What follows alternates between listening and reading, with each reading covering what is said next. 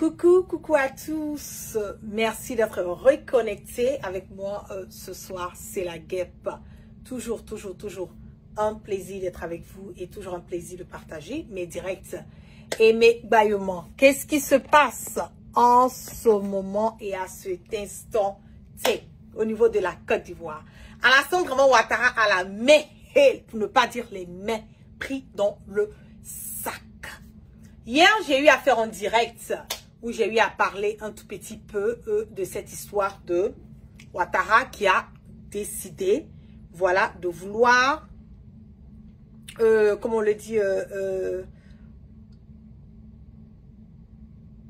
rétrocer, voilà, de ramener, voilà, la base, voilà, française qui est au niveau de la Côte d'Ivoire. Et je cite ce qu'il a eu à dire. Il a dit, nous avons décidé du retrait concerté et organisé des forces françaises en Côte d'Ivoire. Ainsi, le camp du 40e BIMA de Port-Boué sera rétrocédé aux forces armées de Côte d'Ivoire dès ce mois de janvier 2025. Hier, j'ai eu à démontrer par A plus B que Alassane Ouattara est toujours dans le mensonge et toujours dans, comment on appelle, les farces. C'est quelqu'un qui ne dit jamais la vérité, qui n'a jamais dit la vérité, qui veut toujours donner l'impression qu'il est au contrôle, voilà, de quelque chose, alors que dans la vraie réalité, il n'est au contrôle de rien. Qu'est-ce qui se passe? J'ai eu même hier à dire que ce qui s'est réellement passé, c'est que il y a eu Jean-Marie Bockel qui est venu à Abidjan, et je vais lire le post de Jeune Afrique que j'ai eu à partager hier, qui a dit: l'ancien ministre de Nicolas Sarkozy avait été chargé en février dernier de travailler à la réconfiguration du dispositif militaire français sur le continent. Donc ça s'est passé depuis le mois de le 21 février 2024.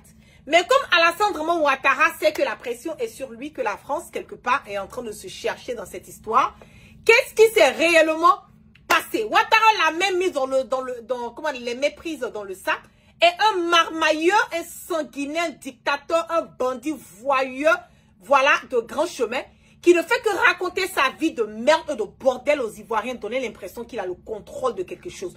Je vous ai dit hier que Alassane Ouattara ne peut uniquement pas accepter ou valider le fait que l'armée française va quitter la Côte d'Ivoire. Je vous ai dit que c'était une manière de diminuer l'effectif de cette armée et de toujours laisser cette armée française en Côte d'Ivoire, mais finalement qui se sont retrouvés au niveau de où? Au niveau de Boaké, au niveau de Korogo, parce que c'est là-bas qui intéresse Alassane Ouattara, dû au fait que nous avons aujourd'hui deux pays limitrophes qui empêchent le sommet de ce vieux brigand marmailleur de Ouattara. Qu'est-ce qui se passe? La vérité va toujours triompher. Je vais vous montrer, voilà, un extrait d'une vidéo qui va démontrer encore par A plus B, pardon, que ce que la guêpe a eu à dire hier est intact et correct et la vérité. On y va. Partagez. Le monde change, les stratégies, les alliances aussi. La France n'a plus la même implantation en Afrique et elle décide de réduire la voilure. C'est en tout cas ce que préconise l'ancien ministre Jean-Marie Bockel. Il a rendu son rapport à Emmanuel Macron hier, rapport censé redéfinir le nouveau dispositif militaire français sur le continent. Marc Perelman, vous nous avez rejoint. Bonjour à vous. Bonjour. Vous aviez reçu il y a une dizaine de jours maintenant Jean-Marie Bockel. Il est revenu sur l'avenir des bases tricolores en Afrique. On l'écoute. Donc, dans aucun des trois pays en attendant le Sénégal, les chefs d'État nous vous ont demandé de fermer de bases françaises. Il n'y aura pas de fermeture de bases françaises, on est bien d'accord. En tout cas... Vous avez entendu? On dit à part le Sénégal que les chefs d'État qui ont parlé de fermeture de bases françaises, il n'y aura pas de fermeture de bases françaises. Je vais laisser la vidéo couler et nous allons écouter l'intégralité de ce qui a été dit. Et en fonction de ça, j'aurai quelque chose à vous dire sur ces mensonges de Ouattara.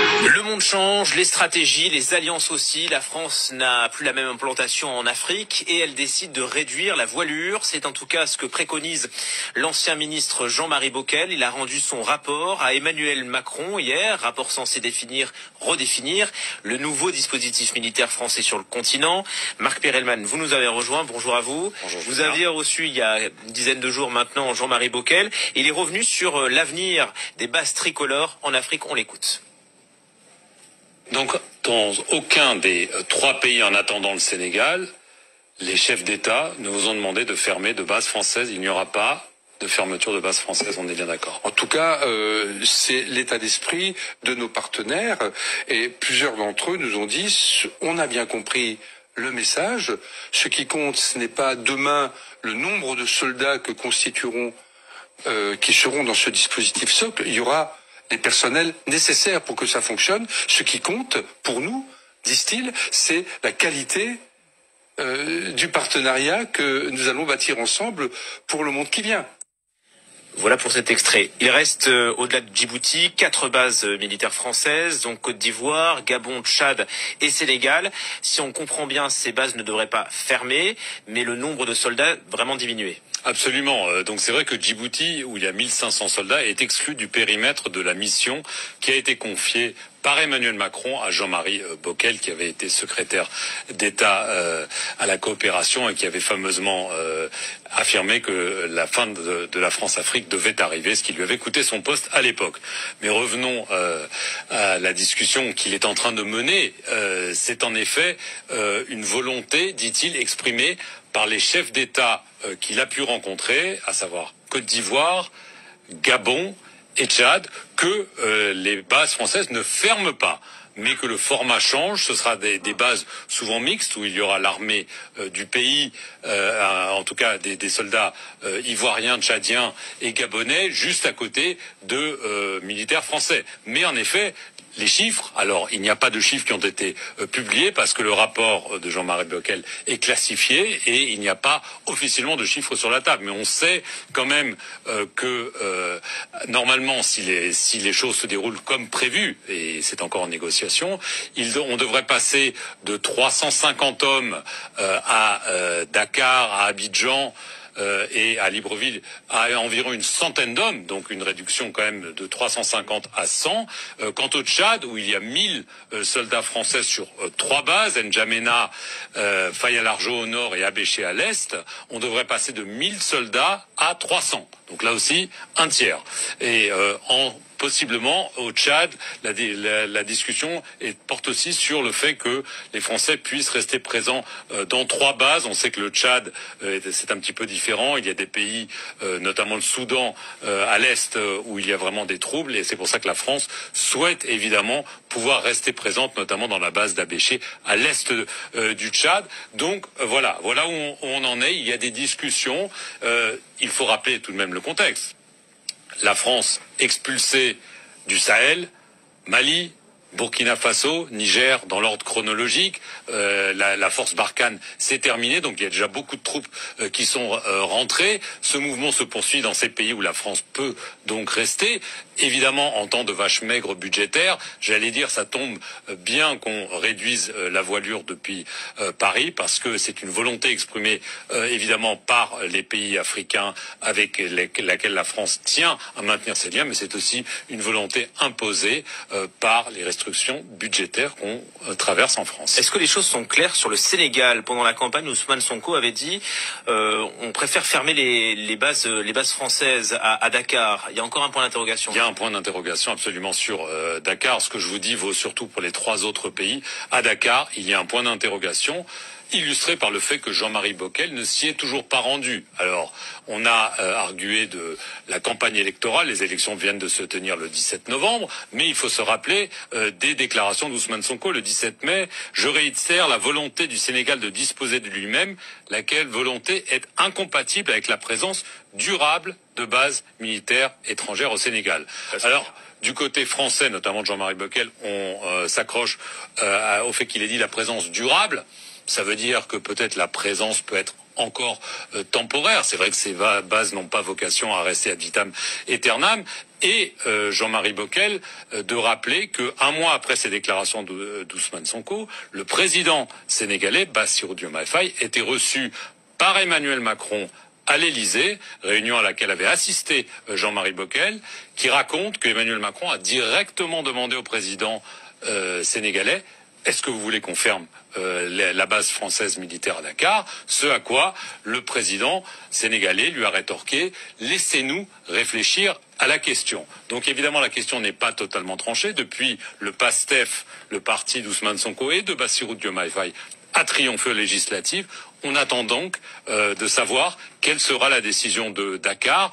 Du côté français, on espère qu'un ministre, celui de la Défense, celui des Affaires étrangères, voire Jean-Marie Bockel, pourront bientôt se rendre à Dakar pour en avoir le cœur net sur cette partie du dispositif qui est évidemment important, parce que Dakar, c'est une base sur la côte atlantique, c'est important pour le port, pour l'aéroport. Reste à savoir si, du côté sénégalais, on va vouloir que Paris reste présent. Donc vous avez entendu. Vous avez bien entendu. Did you guys get what the guy just said? Je vais parler en anglais pour que ça se passe dans vos cerveaux pour pouvoir comprendre. Donc Ouattara vous dit que lui, il a décidé de ne plus avoir de base française en Côte d'Ivoire. C'est un menteur, c'est un marmailleur, c'est un pro-max menteur. Il ne fait que mentir aux Ivoiriens. Ouattara n'a jamais dit quelque chose qui est la vérité. Il veut donner toujours l'impression que c'est lui qui est fort. C'est lui qui il a le contrôle de rien. Rien et absolument rien. Même le nombre de personnes qui doivent, ces Français-là, ces militaires français qui doivent partir, même le nombre de personnes n'est même pas encore, je le dis, ouais, est fort, connu. Et ça, ils ont gardé ça secret parce que ils ne peuvent pas dire, on va faire partir, on a 350 militaires français. Il y a plus de 350 militaires français en Côte d'Ivoire. Ceux qui sont venus du Niger, ils sont allés où? C'est pas la Côte d'Ivoire qui les a reçus. C'est la Côte d'Ivoire qui les a reçus. Donc, ils donnent l'impression qu'il y a 350. Bon, maintenant, il va rester 100. Alors qu'il y a au moins 700, 800 là-bas. Je vous dis que Ouattara est un menteur. Il ne peut rien. Il ne peut rien crier. Vous-même imaginez quelqu'un qui vit la France, qui mange la France. Tout ce que Ouattara fait là, c'est basé sur la France. Chaque mois, c'est que dans le mois, Ouattara peut aller en France au moins 2 fois. Donc, vous pensez que quelqu'un même, à cause de qui même la France même lui a donné le pouvoir. La France a pris le pouvoir, la mettre dans la main de Ouattara là. Donc, c'est cette France-là que Ouattara peut dire que il va vouloir faire, je sais pas, le joueur au Django avec. Non, je ne crois pas. Je ne le crois pas. Je le dis. Je le dis haut et fort que c'est un menteur. Ouattara, c'est un menteur. Un vieux brigand notoire. Un satrape reptilien qui est assis à la tête de la Côte d'Ivoire, qui est assis sur les Ivoiriens, qui vole, qui plie nos ressources. C'est déjà un. De 2, qui vient mettre de la poudre de perlimpinpin dans les yeux des Ivoiriens. Qui vient regarder toute une nation. Venir mentir comme si même il n'y a pas d'intellectuel en Côte d'Ivoire. Comme si sans Ouattara là, la Côte d'Ivoire ne peut pas exister. Mais je vous dis, ouais, est fort.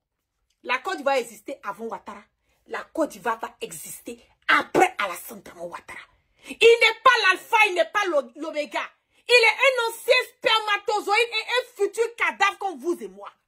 Donc il ne peut rien changer ici. Allez dire à Alassane Ouattara que on va traquer jusqu'à dans ses chiottes. Parce que le peuple ivoirien est fatigué. Oui, c'est ça qui est la vérité. Le peuple ivoirien est fatigué. Nous sommes fatigués d'avoir nos frères qui sont emprisonnés. Nous sommes fatigués d'avoir nos frères qui sont, comment on appelle, tués, qui sont empoisonnés. L'éducation est zéro à la base. Nos enfants n'ont pas accès à une éducation adéquate. Mais nous sommes fatigués de tout. Allez dire à Ouattara. Aujourd'hui, là, c'est une génération, une nouvelle génération, qui veut faire la politique autrement et qui la fera intelligemment. Nous n'allons plus accepter le bordel et la chienlit dans notre pays. Allez dire ça à Ouattara, qu'il est un menteur notoire. Il ne pourra jamais, et je le mets au défi, il ne pourra jamais aller contre les intérêts de la France. L'armée française est en Côte d'Ivoire. Il maintient cette armée française-là. Vous savez pourquoi? Les élections de 2025 arrivent. Les élections de 2025 arrivent. C'est pas la gueule qui a dit, c'est eux-mêmes qui ont dit que l'armée française ne quittera pas la Côte d'Ivoire. Pourquoi Ouattara vient faire un discours devant toute une nation? Aucun respect, un impoli notoire. Parce qu'il faut être un impoli notoire pour venir regarder tout un peuple dans les yeux et mentir à ce peuple. Du n'importe quoi. Vous pensez que nous allons continuer à vivre dans vos marmailles? Et vous savez encore ce qui se passe dans tout ça? Ce n'est pas encore fini, hein? Ce n'est pas encore fini. Parce que l'information qui vient de tomber en chaud ce soir, la Cour des comptes, qu'est-ce qui se passe en Côte d'Ivoire? Je lis. En Côte d'Ivoire, 14 projets financés par des dons n'ont toujours pas démarré, selon un rapport de la Cour des comptes dévoilé. Le document là, ça vient de sortir chaud. Une révélation qui suscite l'inquiétude générale et soulève d'importantes questions quant à la gestion des fonds publics dans le pays. Selon le rapport, les projets financés sur don au cours de l'année 2022 ont été exécutés à hauteur de près de 40 milliards. Près de 40 milliards, représentant un taux d'exécution de seulement 47,4%. Le rapport de la Cour des comptes a identifié 14 projets financés sur don, d'un montant total de près de 35 milliards qui n'ont connu aucun début d'exécution d'après la même source. Ce scandale financier implique plusieurs ministères dont le ministère de l'Éducation a volé l'argent des Ivoiriens. On nous parle ici du ministère de l'Éducation nationale et de l'alphabétisation. Ça, c'est Kandja qui était là-bas, non? C'est Kandja qui était là-bas d'abord, elle a volé jusqu'à maintenant. Si on parle des trous de 2022 jusqu'à maintenant, c'est Maratou Kone aussi qui est dedans. Donc, elle aussi, elle est dedans. Donc, ce scandale financier implique plusieurs ministères, dont le ministère de l'Éducation nationale et de l'alphabétisation, le ministère de la Santé, le ministère du Commerce et de la Promotion des PME, ainsi que le ministère de l'Environnement et du Développement durable. Selon le rapport de la Cour des comptes, ajoute. Simultanément, des irrégularités ont été relevées dans les dépenses d'investissement sur financement extérieur en 2022, avec une exécution atteignant 89,4% des prévisions, soit une augmentation de 68,32% par rapport à l'année précédente. Confrontée à ces constats alarmants, la Cour des comptes indique avoir exigé du ministre du Budget et du portefeuille de l'État des explications sur la non-exécution de ces projets financés sur don. En réponse, le ministre du Budget a attribué cette situation aux transactions directes effectuées par les bailleurs. Vous voyez, on leur donne de l'argent, des histoires de dons. Ils vont prendre des projets. Ils vont parler de projets, on leur donne de l'argent de financement. Et qu'est-ce qu'ils font avec? Ils utilisent cet argent à leur propre fonds. Vous voyez comment c'est grave? Quand on fait la somme de tous ces milliards que la Côte d'Ivoire a reçus, plus de combien de milliards? L'argent est parti. Les ministres, différents ministres qui sont à la tête de ces ministères, ils ont wawé l'argent. Et quand on va pas encore, la Côte d'Ivoire endettée à plus de combien? Plus de 900 et quelques milliards de francs CFA que la Côte d'Ivoire doit. On va s'en sortir un jour. Et au fur et à mesure que le temps avance, au fur et à mesure que les choses évoluent, Alassane Dramane Ouattara continue à prendre crédit encore. Je n'ai jamais vu un politicien, un président Djandjou comme Ouattara. Lui, son Djandjou, là, ça allait demander l'argent. Il prend l'argent partout. Un président, tout Djandjou, jusqu'à il apparaisse. C'est Alassane Dramane Ouattara. Même l'argent, les dons même qu'on fait à la Côte d'Ivoire, Huawei encore, on bouffe cet argent. Vous imaginez, quand la dernière fois je faisais mon direct, que je vous disais que même si on a quelqu'un d'autre qui vient là, même si quelqu'un d'autre vient remplacer Alassane Draman Ouattara, en un mandat de 5 ans, il ne pourra même pas. Il ne pourra même pas faire, sauf compléter son mandat. Tellement l'argent a été dilapidé, volé, marmaillé par les gens de Ouattara. Les Ivoiriens sont à plus de combien de milliards de francs CFA? Combien? Combien de milliards? Vous vous rendez compte? Et avec ça, il y a des idiots, des constipés intellectuels là, qui ont des carences là, qui vont venir pour chercher quelque part à valider les futilités, les imbécilités de Ouattara. Vous êtes au sérieux? La Côte d'Ivoire est dans du pain. Je le dis haut et fort. Nous sommes dans du pain. On va repartir encore dans cette histoire de prendre encore Ouattara en 2025. Dieu seul sait à quel point la Côte d'Ivoire sera endettée. C'est en cela, je vous dis, réveillons-nous. Mettons nos divergences de côté et cherchons à unir nos forces pour chasser ce mal, ce cancer et cette gangrène, pas seulement de la Côte d'Ivoire, mais de l'Afrique. Je l'ai dit fort. Le 4e mandat anticonstitutionnel de Ouattara, Ouattara est prêt à faire couler le sang des Ivoiriens pour s'asseoir. Il est prêt à mentir. Il est prêt à violenter. Il est prêt à tout ce qu'il a fait pour passer sur la tête des Ivoiriens et puis s'asseoir sur ce fauteuil présidentiel. Donc, la balle est dans notre camp.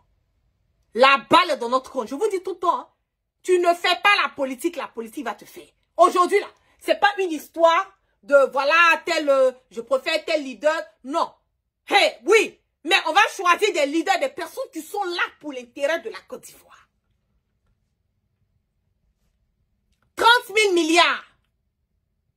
Voilà un commentaire. 30 000 milliards. Hein? La Côte d'Ivoire doit. La Côte d'Ivoire doit.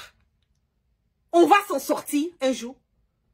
Et en plus de cela, il vient mentir encore aux Ivoiriens pour donner. Ce vieux-là même, je ne sais pas c'est quel eau même on l'a lavé qu'il était pépé. Il ment comme il respire. Ouattara n'a jamais, c'est que quand Ouattara dit je là, tout le reste là, c'est du bla bla bla. C'est un vieux menteur. Un menteur de toi. Quand le président Laurent Gbagbo a dit dans le temps, Ouattara est un menteur là. On a cru qu'il avait manqué de respect à Ouattara. Alors que c'est la vérité. Vous me combattez pour quelqu'un que vous ne connaissez pas. Le président Laurent Gbagbo avait raison. Un vieux brigand ce Ouattara. Satrape reptilien. Un bandit notoire. C'est de ça qu'il s'agit. Donc il n'a qu'à lui se faire foutre. Qu'il saute, il cale en l'air. Ces histoires de dire l'armée française quitte la Côte d'Ivoire, c'est du blablabla. Et je vais inviter tous les Ivoiriens. Quand vous voyez quelque chose, l'armée française dans vos villages, dans vos villes, vous voyez quelque chose qui cloche là.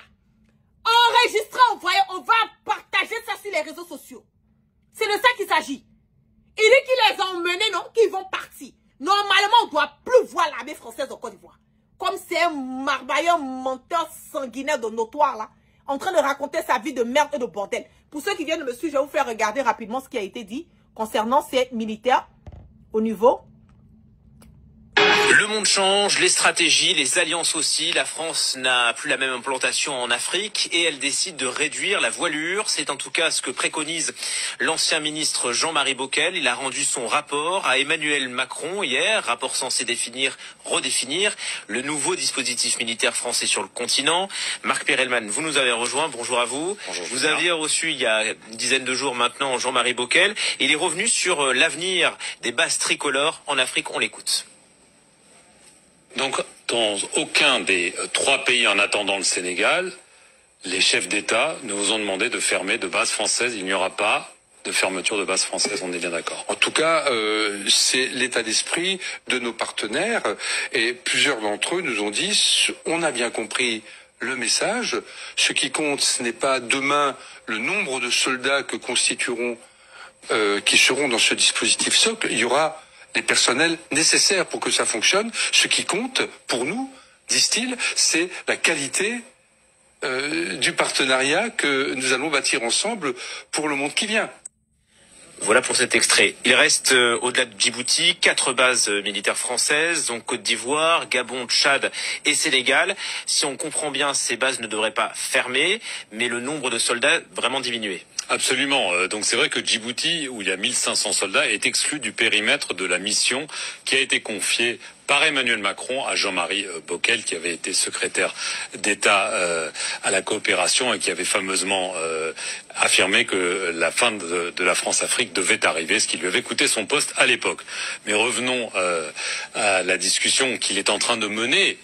C'est en effet une volonté, dit-il, exprimée par les chefs d'État qu'il a pu rencontrer, à savoir Côte d'Ivoire, Gabon et Tchad, que les bases françaises ne ferment pas, mais que le format change. Ce sera des bases souvent mixtes, où il y aura l'armée du pays, en tout cas des soldats ivoiriens, tchadiens et gabonais, juste à côté de militaires français. Mais en effet, les chiffres, alors il n'y a pas de chiffres qui ont été publiés parce que le rapport de Jean-Marie Bockel est classifié et il n'y a pas officiellement de chiffres sur la table. Mais on sait quand même que normalement, si les choses se déroulent comme prévu, et c'est encore en négociation, on devrait passer de 350 hommes à Dakar, à Abidjan, et à Libreville à environ une centaine d'hommes, donc une réduction quand même de 350 à 100. Quant au Tchad, où il y a 1000 soldats français sur 3 bases, N'Djamena, Faye-à-Largeau au nord et Abéché à l'est, on devrait passer de 1000 soldats à 300. Donc là aussi, un tiers. Et possiblement au Tchad, la discussion porte aussi sur le fait que les Français puissent rester présents dans 3 bases. On sait que le Tchad, c'est un petit peu différent. Il y a des pays, notamment le Soudan, à l'est, où il y a vraiment des troubles. Et c'est pour ça que la France souhaite évidemment pouvoir rester présente, notamment dans la base d'Abéché, à l'est du Tchad. Donc voilà où on en est. Il y a des discussions. Il faut rappeler tout de même le contexte. La France expulsée du Sahel, Mali, Burkina Faso, Niger, dans l'ordre chronologique, la force Barkhane s'est terminée, donc il y a déjà beaucoup de troupes qui sont rentrées. Ce mouvement se poursuit dans ces pays où la France peut donc rester. Évidemment, en temps de vache maigre budgétaire, j'allais dire, ça tombe bien qu'on réduise la voilure depuis Paris, parce que c'est une volonté exprimée évidemment par les pays africains avec laquelle la France tient à maintenir ses liens, mais c'est aussi une volonté imposée par les restrictions budgétaires qu'on traverse en France. Est-ce que les choses sont claires sur le Sénégal? Pendant la campagne, Ousmane Sonko avait dit on préfère fermer les bases françaises. Vous avez entendu, non? Vous avez entendu ce qui a été dit. Ok. Donc, je pense que la vérité, elle est bonne. Voilà. Ce que la guêpe a eu à dire hier, que c'est pas la vérité, voilà, la confirmation, elle est là. Et je le dis tout le temps. Je dis, Ouattara, c'est un grand menteur. Quand il vient vous dire quelque chose là, c'est que c'est pas la vérité. Ne croyez rien. Depuis que Ouattara a dit même qu'il a fait toutes ses promesses là, il a promis. Il a tenu quoi même de bon dans ses promesses? Il a tenu quoi de bon? Toute la seule promesse que Ouattara a tenue là, et puis il a respecté là, c'est quand il a dit je frapperai ce pouvoir moribond et il tombera. Ça là seulement il a respecté ça. Il n'y a pas plus pushiste que Ouattara. Il n'y a pas plus pushiste que Ouattara. Depuis 1999, il a tapé tous les pouvoirs qui étaient sur sa route. C'est lui aujourd'hui va s'asseoir pour nous parler la jette militaire, hein, les pushistes, hein, la Simi Goïta, oh Tiani, oh IP, oh moi là ils ont fait là, leur peuple là. Ils sont là, le peuple dit qu'ils veulent de lui. Assimi Goïta là, les Maliens sont prêts pour lui. IP, les Maliens sont prêts pour lui. Tiani, les Nigériens sont prêts pour lui. Mais toi, Ouattara, là, on a fini avec toi. On t'a pris, on t'a jeté. Bah, tu es un bandit, toi, un vieux dictateur. Vieux dictateur. Mais la fin, là, c'est pas encore loin. Je vous dis ça. Hein. La fin, là, la fin du règne de Ouattara, là, la dynastie de Ouattari, là, ne vous en faites pas. Nous sommes déjà arrivés.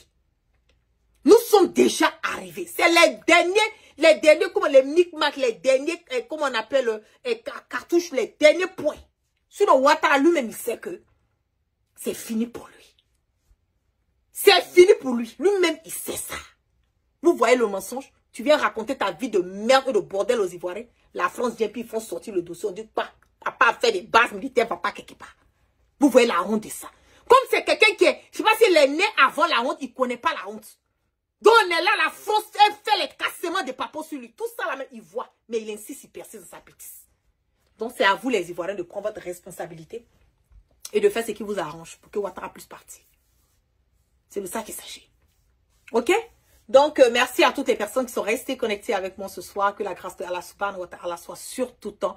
Chacun et que Dieu, dans sa miséricorde, qui continue de pardonner nos péchés et qui nous amène le sens du discernement. On continue toujours, voilà, à partager massivement mes directs et continuer à vous abonner et aussi mes followers au niveau de YouTube. Merci pour tous les partages, voilà, que vous faites sur YouTube, sur Facebook aussi. Merci à tous et sur TikTok. Donc, continuez à partager mes vidéos. Je l'ai dit, 2025, ce sera une année vraiment sur les points. La